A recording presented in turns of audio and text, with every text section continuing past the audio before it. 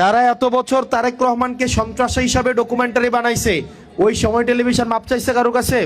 আমরা ডেইলি স্টারের সম্পাদককে আমরা বলতে শুনি নাই ডিজিএফআই নাকি হচ্ছে ওনাকে স্লিপ পাঠাইছে এবং উনি এগুলা হচ্ছে পত্রিকায় প্রচার করছে এবং উনি এটাকে বলছিল ব্যাড জার্নালিজম।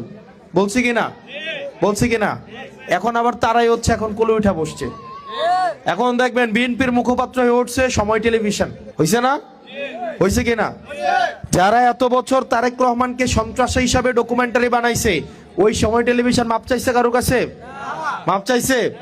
আজকে দেখবেন টিভি খুললেই আপনার জাতীয় টেলিভিশনগুলা, যেমন দেখবেন চ্যানেল আই নামে একটা চ্যানেল আছে না? আমার এই টেলিভিশনগুলো দেখতে পারে না। আমি স্পষ্ট কথা বলে ফেলি, সহজ-সরল। অনেকে আমারে বলে তুমি যদি বলো তোমার তো টিভিতে দেখাবে না, টিভিতে দেখাবে না, তোমার নিউজ তো দেখাবে না। দরকার নাই দেখানোর। জনগণ এখন সাংবাদিক হয়ে উঠছে কিনা? জনগণ এখন মিডিয়া হয়ে উঠছে কিনা? প্রত্যেকে এখন এক একজন মিডিয়া ঠিক কিনা? এই দালাল মিডিয়াদের উপর আমার নির্ভর করা লাগবে? আমার খবর মানুষই হচ্ছে জনগণের কাছে পৌঁছে দিবে কিনা? চ্যানেল আই দেখলাম ফ্যামিলি কার্ডের প্রচার করতেছে, ডকুমেন্টারি প্রচার করতেছে। বাংলা ভিশন দেখবেন ফ্রেম সেট করছে, ৭১ দেখবেন ফ্রেম সেট করছে। একটা মিডিয়া কখনোই কোনো দলের পক্ষে অবস্থান নিতে পারে না।